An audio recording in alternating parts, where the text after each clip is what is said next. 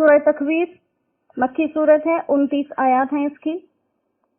اعوذ باللہ من الشیطان الرجیم، بسم اللہ الرحمن الرحیم۔ اذا الشمس، جب سورج کی دھوپ کورت طے ہو جائے،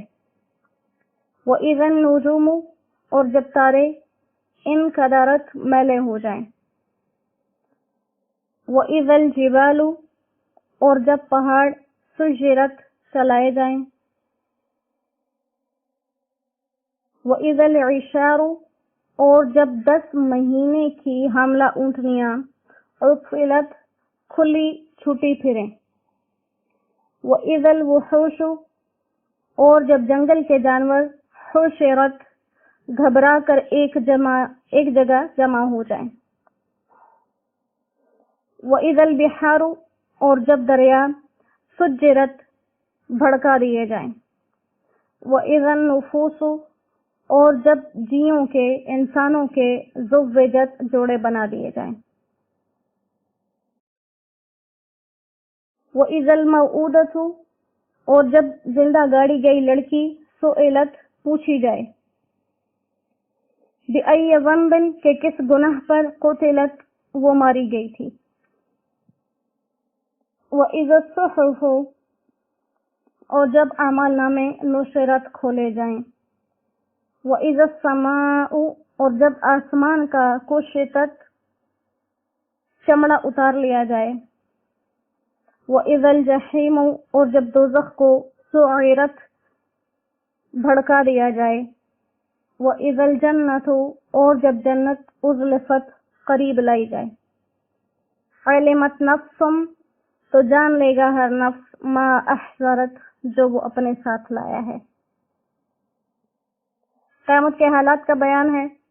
جیسے مختلف الفاظ میں ہم پڑھ رہے ہیں کہ آسمان اپنی موجودہ شکل تبدیل کر لے گا، سورج چاند ستارے سب بے نور ہو جائیں گے، آسمان کی یہ جو کھال جو رنگ ہمیں نظر آ رہا ہے یہ لپیٹ دیا جائے گا۔ تو انہی چیزوں کو مزید ذکر کیا، اور اللہ سبحانہ و تعالیٰ نے انسانوں سے انہی چیزوں کے مطابق بات کی ہے جو وہ اپنے سامنے دیکھتے تھے۔ تو پہلے کہا کہ وہ سورج جس کی دھوپ آج اپنی گرمی کے لیے مشہور ہے، اس کی دھوپ طے ہو جائے گی۔ مطلب کیا ہے کہ سورج کو ختم کر دیا جائے گا۔ اسی طرح سے ستارے میلے ہو جائیں، یعنی ستارے بھی ٹوٹ جائیں اپنی جگہ سے۔ تو حدیث مبارکہ کے اندر یہ بات آتی ہے کہ سورج کو جو ہے سمندر میں ڈال دیا جائے گا، اور جس کی گرمی سے سارا سمندر آگ بن جائے گا۔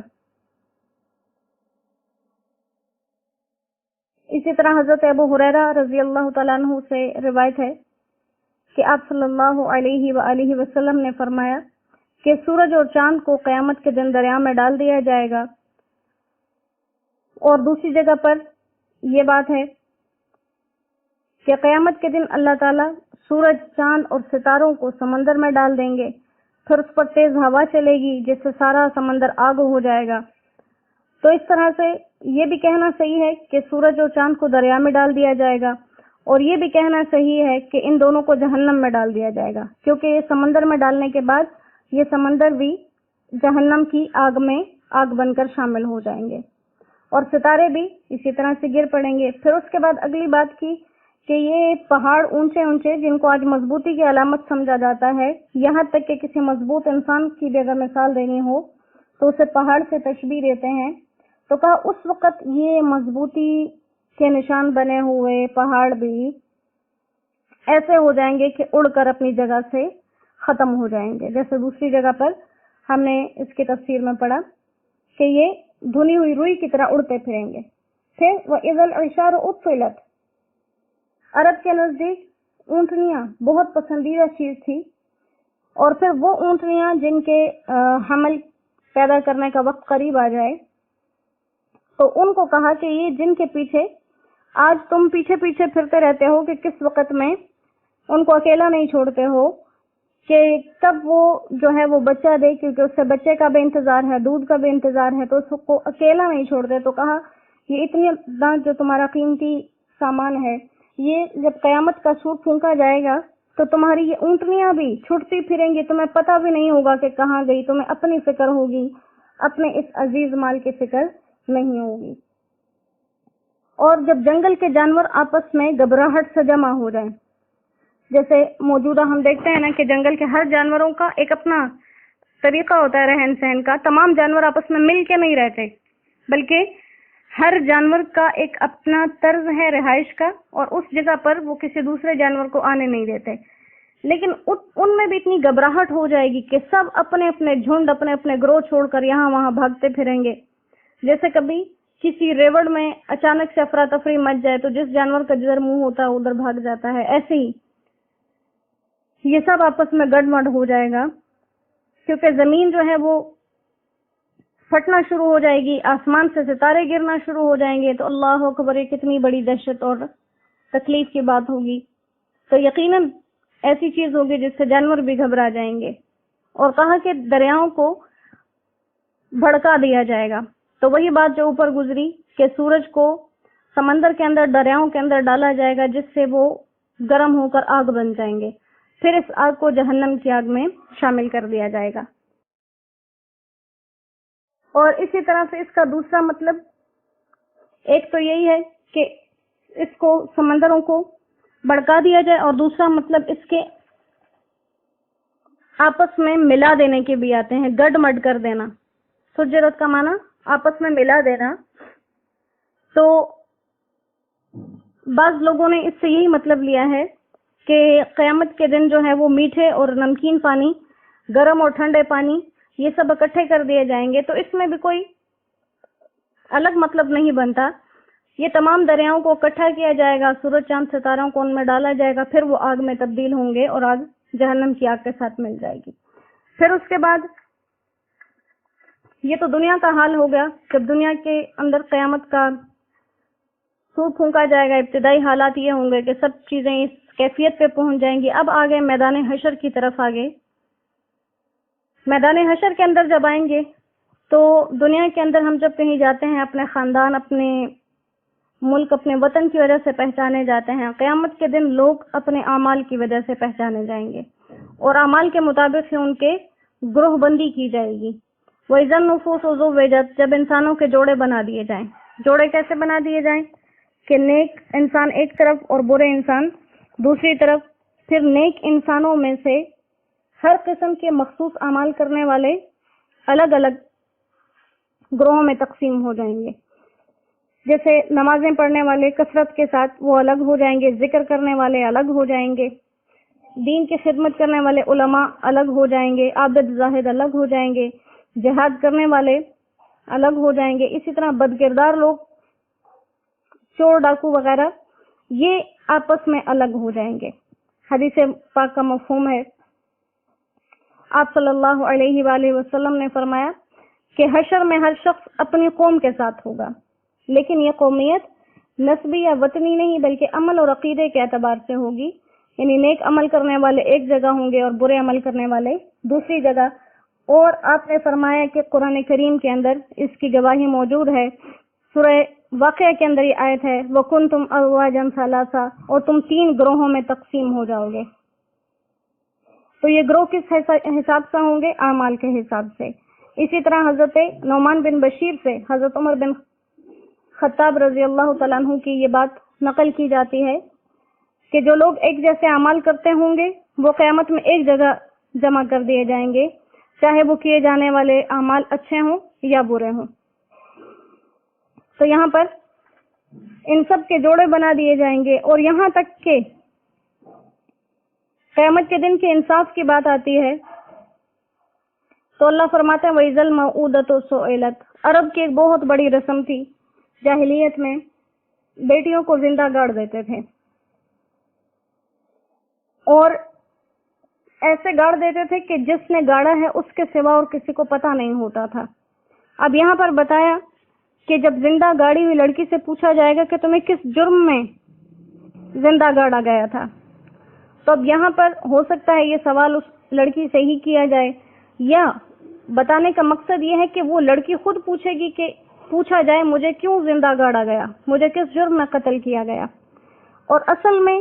یہاں پر سوال یہ ہے کہ قیامت کا تو نام ہی یوم الحساب ہے یا یوم الجزا ہے کہ ہر انسان سے اس کے اعمال کا سوال کیا جائے گا، محاسبہ کیا جائے گا، تو یہاں پر اس لڑکی کے بارے میں یہ سوال جواب اتنا خصوصیت کے ساتھ کیوں آیا؟ حساب کتاب تو ہر کسی سے ہوگا، اس لڑکی کا الگ سے ذکر کیوں کیا؟ تو وجہ اس کی یہی ہے کہ جس انسان نے یہ کام کیا تھا، جس نے اپنی بیٹی کو، اپنی بہن کو زندہ گاڑا تھا، تو وہ گاڑنے کا علم صرف اسے تھا یا اس خدا کو تھا جس کے سامنے اس نے یہ کام کیا؟ کسی اور سے اس چیز کی پوچھ گچھ کی توقع نہیں تھی، تو اللہ سبحانہ و تعالیٰ اس انصاف کے دن میں اتنا انصاف کریں گے کہ وہ کام جس کا کسی کو بھی پتہ نہیں تھا، اللہ محشر کے سامنے، محشر والوں کے سامنے وہ سوال پوچھیں گے اور اس لڑکی کو انصاف دلایا جائے گا۔ اسی کے بارے میں، زندہ درگور کرنے کے بارے میں، موجودہ دور کے اندر یعنی یہ جو بچوں کو زندہ دفن کر دینا ظاہر ہے قتل ہی ہے، اور قتل جو ہے وہ کبیرہ گناہ ہے اور اس کی جو سزا ہے وہ جہنم ہی ہے۔ اسی کے اندر آج کل کے دور کے یہ حمل کے معاملات آ جاتے ہیں۔ اگر کوئی انسان حمل کو ختم کروانا چاہے، گرانا چاہے، یہ اسی حکم میں آ جائے گا اور قیامت کے دن یہ سوال اس سے پوچھا جائے گا۔ اسی طرح اگر کسی حاملہ عورت کے پیٹ کے اندر بچہ ہو اور وہ بچہ جو ہے کسی کے مارنے سے یا اس کسی بھی طرح تکلیف دینے سے ساقط ہو جائے، تو اس مارنے والے انسان پر ایک غلام یا اس کی قیمت واجب ہو جائے گی، اور اگر وہ پیٹ سے بچہ زندہ باہر آیا اور بعد میں مر گیا تو پھر پورے انسان کی دیت واجب ہوگی، اور اگر پیدا ہی مردہ ہوا ہے تو پھر ایک غلام یا اس کی قیمت دینی پڑے گی۔ دوسرا، کوئی بھی ایسی صورت اختیار کرنا جس سے حمل نہ ہو، اس کو بھی خفیہ طور پر زندہ درگور کرنا کہا گیا ہے، اور اس کو بھی قتل ہی کے ساتھ جو ہے وہ مشابہت دی گئی۔ ہاں، کچھ صورتیں یعنی کہ جس صورت میں ماں کی جان کو خطرہ ہے، ماں ایسی کسی بیماری میں مبتلا ہے کہ جس کی وجہ سے اولاد نہیں پیدا کر سکتی، تو اس صورت میں گنجائش ہے، لیکن عام لوگوں کے لیے فیشن کے نام پر اور جو ہے وہ اس قسم کے کاموں پر کہ ہمیں اور بچے نہیں چاہیے یا ہمیں اولاد نہیں چاہیے، کیونکہ اسلام کے اندر نکاح کی اجازت اسی صورت میں ہے جب کوئی انسان اپنی نسل کو بڑھانا چاہے۔ حدیث مبارکہ کا مفہوم بھی ہے کہ تم ایسی خواتین سے نکاح کرو جو محبت کرنے والی اور بچے پیدا کرنے والی ہوں۔ لہذا ایسی صورتیں اختیار کرنا جن سے حمل نہ ہو یا حمل کے بعد ان کو گرا دینا، یہ اسی قتل کے اندر آ جائے گا۔ اور پھر کہا کہ جب آسمان کی کھال چمڑا اس کا ادھیڑ دیا جائے گا، چمڑا ہٹا دیا جائے گا، تو یہ مطلب اس کا یہی ہوگا کہ جو موجودہ صورتحال ہے، جیسے آسمان پر ہمیں چاند، سورج، ستارے نظر آتے ہیں، یہ کیفیت اس کے ختم ہو جائے گی، یہ حالت اس کی تبدیل ہو جائے گی۔ اور یا اس کا مطلب یہ ہے کہ آسمان جو آج ہمیں اپنے اوپر ایک چھت کی طرح محسوس ہوتا ہے، اس کو سمیٹ دیا جائے گا، لپیٹ دیا جائے گا، یہ ہمارے سروں پر نہیں رہے گا۔ اور ان تمام چیزوں کے ساتھ ساتھ ہر انسان دیکھ لے گا ما احضرت، وہ اپنے ساتھ کیا لایا ہے، وہ اپنے ساتھ کیا لایا ہے۔ اور یہی وہ سب سے اصلی بات ہے جس کے لیے انسان کو اتنی غور و فکر کی طرف توجہ دلائی گئی کہ دنیا کے اندر جو بھی معاملات کرو،